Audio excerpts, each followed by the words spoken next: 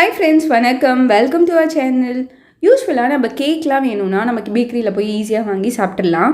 ஆனால் இந்த லாக்டவுன் டைமில் நம்மளுக்கு வெளியில் போய் சாப்பிட்றதுக்குலாம் கொஞ்சம் தயக்கமாக இருக்கும். ஸோ நம்ம வீட்டில் இருக்கக்கூடிய இன்க்ரீடியன்ஸை வச்சு ரொம்ப சூப்பரான மார்பிள் கேக் பண்ணி சாப்பிட்லாம். இந்த கேக் செய்யறதுக்கு நமக்கு அவன், பட்டர் பேப்பர் இல்லாட்டினா பீட்டர் அந்த மாதிரி எந்த ஐட்டம்ஸுமே நமக்கு தேவைப்படாது. இது தவிர நமக்கு கொக்கோ பவுடர், பட்டர், ரகி, க்ரீம் இந்த மாதிரி எந்த ஐட்டம்ஸுமே தேவைப்படாது. ஈஸியான இன்க்ரீடியன்ஸ் வச்சு சிம்பிளாக இந்த கேக் எப்படி செய்யறதுன்னு பார்க்கலாம் வாங்க. 1 கப் அளவுக்கு மைதா மாவு, இது வந்து 250 கிராம்ஸ். 1.5 டேபிள் ஸ்பூன் அளவுக்கு காஃபி பவுடர் எடுத்துக்கலாம், இன்ஸ்டன்ட் காஃபி பவுடர் இது. பால் வந்து 3 டேபிள் ஸ்பூன் எடுத்துக்கோங்க. 1/4 கப் அளவுக்கு ஆயில் எடுத்துக்கலாம். இந்த ஆயில் வந்து செக்கில் ஆட்டின ஆயில் அந்த மாதிரிலாம் எடுத்துக்காதீங்க. நார்மலான ஒரு ரிஃபைண்ட் ஆயில் எடுத்துக்கோங்க. அதில் வாசனை எதுவுமே இருக்கக்கூடாது. ஃப்ரெஷ்ஷான தயிர் வந்து 1/2 கப் எடுத்துக்கலாம். சர்க்கரை வந்து 1/2 கப் எடுத்துக்கலாம். தயிர் எவ்வளோ எடுத்துகிட்டு இருக்கோமோ அதே அளவுக்கு சர்க்கரையும். பேக்கிங் பவுடர் வந்து 1 டீஸ்பூன் எடுத்துக்கலாம். இது எல்லா சூப்பர் மார்க்கெட்லேயும் கிடைக்கும். பேக்கிங் சோடா வந்து 1/2 டீஸ்பூன். காஃபி பவுடருக்கு பதிலாக நம்ம கொக்கோ பவுடர் கூட எடுத்துக்கலாம். மைதா மாவுக்கு பதிலாக கோதுமை மாவு கூட எடுத்துக்கலாம். ஆயிலுக்கு பதிலாக கீ இல்லைன்னா பட்டர் கூட எடுத்துக்கலாம். பேக்கிங் பவுடர் இல்லைன்னா அதுக்கு பதிலாக ஈனோ ஃப்ரூட் சால்ட் கூட எடுத்துக்கலாம். சர்க்கரைக்கு பதிலாக நாட்டு சர்க்கரை இல்லைன்னா வெல்லம் கூட யூஸ் பண்ணிக்கலாம்.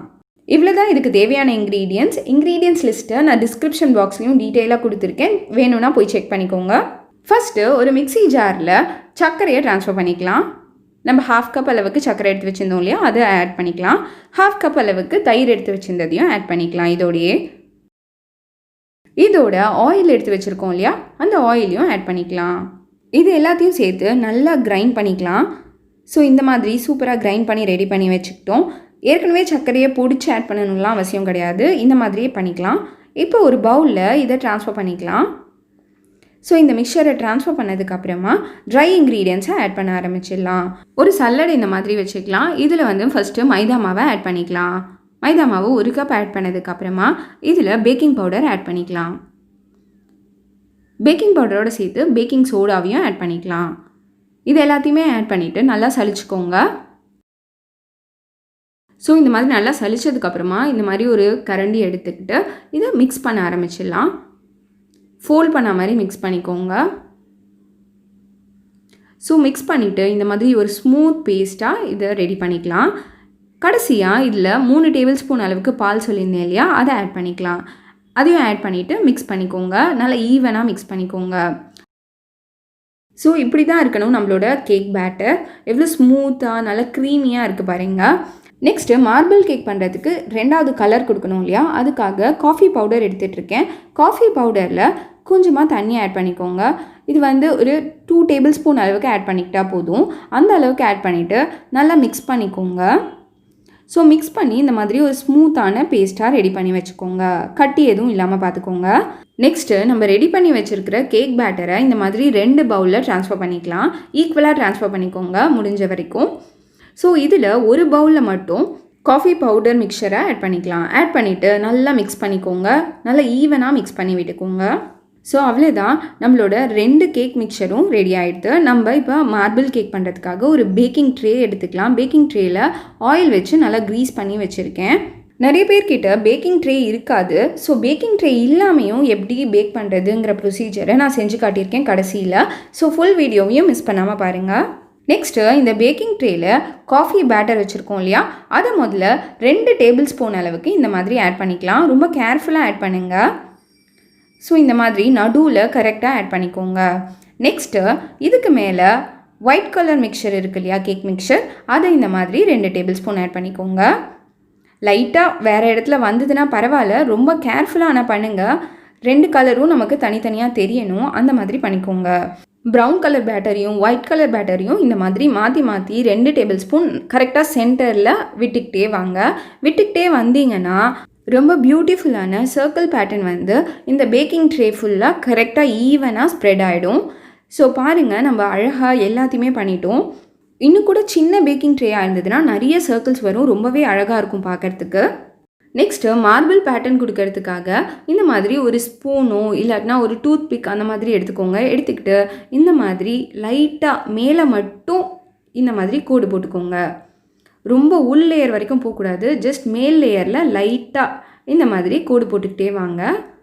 ஸோ தட் உங்களுக்கு ஒரு பியூட்டிஃபுல்லான பேட்டர்ன் கிடைக்கும். பாருங்கள், ரொம்ப அழகான பேட்டர்ன் கிடைக்கிறது. பார்க்குறதுக்கே ரொம்ப நல்லாயிருக்கும். குழந்தைங்களுக்குலாம் இந்த கேக் ரொம்ப பிடிக்கும். பார்க்குறதுக்கே ரொம்ப அழகாக பியூட்டிஃபுல்லாக இருக்கனால குழந்தைங்களுக்குலாம் ரொம்ப பிடிச்சி சாப்பிடுவாங்க. ஸோ அவ்வளோதான், நம்மளோட பேட்டர்னும் சூப்பராக ரெடி ஆகிடுது. கொஞ்சமாக காஃபி கேக் பேட்டர் வந்து எக்ஸஸாக இருக்குது. ஸோ அதை வந்து நம்ம ஒரு பேக்கிங் ட்ரே இல்லாமல் எப்படி பேக் பண்ணுறதுன்னு பார்க்கலாம். அதுக்கு வந்து ஒரு ஸ்டெயின்லெஸ் ஸ்டீல் பவுல் எடுத்துக்கோங்க. அதை வந்து ஆயிலோ கீயோ வச்சு க்ரீஸ் பண்ணிவிட்டு இந்த மாதிரி அதில் போர் பண்ணி செட் பண்ணி வச்சுக்கலாம். பேக்கிங் ட்ரே இல்லாதவங்க இந்த மாதிரி ஸ்டெயின்லெஸ் ஸ்டீல் பாத்திரம் எடுத்துக்கிட்டு க்ரீஸ் பண்ணிவிட்டு கேக் பேட்டரை விட்டுட்டு மார்பிள் கேக்கே அந்த மாதிரி பண்ணிக்கலாம். நெக்ஸ்ட்டு பேக் பண்ணிக்கலாம். அதுக்கு வந்து ஒரு பழைய குக்கர் எடுத்துக்கிறேன். பழைய குக்கரில் கீழ் ஒரு லேயர் சால்ட்டு போட்டுக்கிறேன். இந்த சால்ட் வந்து மல்டிபிள் டைம்ஸ் யூஸ் பண்ண சால்ட்டு நீங்கள் எவ்வளோ தடவை வேணாலும் யூஸ் பண்ணிக்கலாம். அதுக்கு மேலே இந்த மாதிரி ஒரு ஸ்டாண்டை வச்சுக்கலாம். அதுக்கு மேலே குக்கருக்குள்ளே வைக்க கொடுத்துருப்பாங்க இல்லையா ஒரு தட்டு, அதை போட்டுக்கலாம். அதை போட்டுட்டு இந்த மாதிரி கேஸ்கெட் வேணும்னா போட்டுக்கலாம், வேண்டானா இல்லாமையும் பண்ணிக்கலாம். நான் இல்லாமையும் பண்ணி காட்டுறேன். ஸோ இப்போ இதில் கேஸ்கெட் போட்டுட்டு இந்த மாதிரி கவர் பண்ணி 5 மினிட்ஸுக்கு ஒரு மீடியம் ஹீட்டில் ப்ரீ ஹீட் பண்ணிக்கலாம். இப்போ 5 மினிட்ஸ் ஆகிடுது. ஸோ இந்த குக்கரோட லிட்டை ஓப்பன் பண்ணிவிட்டு நம்ம ரெடி பண்ணி வச்சுருக்கிற மார்பிள் கேக் ட்ரேவை இதில் வச்சிடலாம். ஸோ வச்சுட்டு இந்த மாதிரி க்ளோஸ் பண்ணிவிட்டு லோ ஃப்ளேமில் 30 மினிட்ஸ்க்கு இதை பேக் பண்ணிக்கலாம். மார்பிள் கேக் ரெடி ஆகிறதுக்குள்ளே நம்ம காஃபி கேக் எப்படி பண்ணுறதுன்னு பார்த்துக்கலாம். ஸோ ஏற்கனவே பேட்டர் ரெடி பண்ணிட்டோம். இதுக்கு வந்து ஒரு சின்ன குக்கர் எடுத்துக்கலாம். குக்கரில் எந்த விதமான ஸ்டாண்டோ சால்ட்டோ எதுவுமே போட வேண்டாம். இந்த மாதிரி ஒரு சின்ன கப்பை இன்வெர்ட் பண்ணி வச்சுட்டு கேஸ்கெட்டும் இல்லாமல் இந்த மாதிரி குக்கரை கவர் பண்ணி வச்சுக்கிறேன். 5 மினிட்ஸுக்கு இது மீடியம் ஃப்ளேமில் ப்ரீ ஹீட் ஆகட்டும். 5 மினிட்ஸ் ஆகிடுது. இப்போ இதை ஓப்பன் பண்ணிவிட்டு நம்ம ரெடி பண்ணி வச்சுருக்கிற கேக் பேட்டர் இருக்கு இல்லையா, கரெக்டாக அதை சென்டரில் இந்த மாதிரி ப்ளேஸ் பண்ணிக்கலாம். ப்ளேஸ் பண்ணிட்டு இந்த மாதிரி கவர் பண்ணிக்கலாம். கவர் பண்ணிவிட்டு இது வந்து கொஞ்சமான பேட்டருங்கிறதுனால ஒரு 15 மினிட்ஸில் ரெடி ஆகிடும். ஸோ 15 மினிட்ஸ் கழித்து இது ரெடி ஆகிடுதான்னு பார்க்கலாம். ஸோ இப்போ 15 மினிட்ஸ் ஆகிடுது. இதை ஓப்பன் பண்ணிக்கலாம்.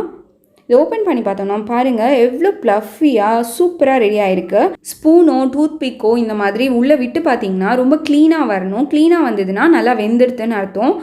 இப்போ 30 மினிட்ஸ் ஆகிடுது. நம்ம மார்பிள் கேக் ரெடி ஆகிடுதான்னு பார்க்கலாம். பெரிய குக்கரை ஓப்பன் பண்ணிக்கலாம். பாருங்கள் எவ்வளோ பியூட்டிஃபுல்லாக நம்மளோட மார்பிள் கேக் சூப்பராக ரெடி ஆகிருக்குன்னு பாருங்கள். சைட்ஸ் எல்லாம் தானாகவே வெளியில் வந்திருக்கு பாருங்கள். இந்த மாதிரி ஒரு ஸ்பூனை விட்டு பார்த்தோம்னா இதுவும் க்ளீனாக வருது. ஸோ நம்மளோட மார்பிள் கேக் சூப்பராக ரெடி ஆகிடுது. இதை பார்த்தாலே தெரியுது நான் எவ்வளோ ஸ்பஞ்சியாக இருக்குன்னு, அவ்வளோ போரஸாக சூப்பராக இருக்குது. ஸோ இது ரெண்டுத்தையும் ஆறுறதுக்காக எடுத்து இந்த மாதிரி வச்சுட்டு ஒரு க்ளீனான கிச்சன் டவலை இந்த மாதிரி கவர் பண்ணிவிட்டு கேக்கை நல்லா ஆற விட்டுடலாம். எதுக்காக கவர் பண்ணுறோன்னா மேல் லேயர் அப்போ தான் காயாமல் இருக்கும். ஸோ இப்போ நல்லா ஆறிடுத்து இந்த டவல் எடுத்துடலாம். எடுத்துகிட்டு இந்த மாதிரி கத்தியை வச்சு சைட்ஸை லைட்டாக இந்த மாதிரி எடுத்து விட்டுடலாம். பாருங்கள் எவ்வளோ சாஃப்டாக இருக்குன்னு. அதே மாதிரி காஃபி கேக்கையும் இந்த மாதிரி எடுத்து விட்டுக்கலாம். காஃபி பவுடருக்கு பதிலாக கொக்கோ பவுடர் போட்டு இதே மாதிரி கேக் பண்ணிங்கன்னா சாக்லேட் கேக் சூப்பராக ரெடி ஆகிடும். ஒரு தட்டில் இந்த மாதிரி பேக்கிங் ட்ரேயை இன்வெர்ட் பண்ணி டேப் பண்ணோன்னா அவ்வளோ யம்மியாக பாருங்கள் எவ்வளோ ப்ரௌனாக சூப்பராக வெந்து ரெடி ஆகிருக்கு பாருங்கள். இதை திருப்பிக்கலாம். திருப்பிக்கிட்டோன்னா நம்மளோட சூப்பரான கேக் ரெடி ஆகிடுது. அதே மாதிரி நம்ம காஃபி கேக்கையும் ரெடி பண்ணிக்கலாம்.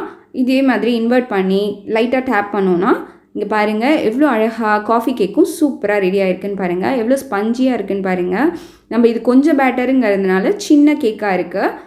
இதுவே கொஞ்சம் நிறையா போட்டிருந்தோன்னா கொஞ்சம் பெரிய கேக்காக நமக்கு கிடச்சிருக்கும். இப்போ இதை ஸ்லைஸ் பண்ணி காட்டுறேன் பாருங்கள்.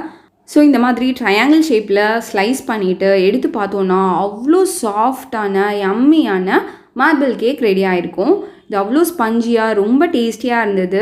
இது யார் வேணாலும் வீட்லேயே ஈஸியாக ரெடி பண்ணிடலாம். கண்டிப்பாக இதை ட்ரை பண்ணி பார்த்துட்டு உங்கள் கமெண்ட்ஸை கமெண்ட் செக்ஷனில் சொல்லுங்கள். இந்த வீடியோ பிடிச்சிருந்ததுன்னா கண்டிப்பாக நம்ம சேனலுக்கு சப்ஸ்கிரைப் பண்ண மறந்துடாதீங்க. தேங்க்யூ ஸோ மச் ஃபார் வாட்சிங். பை.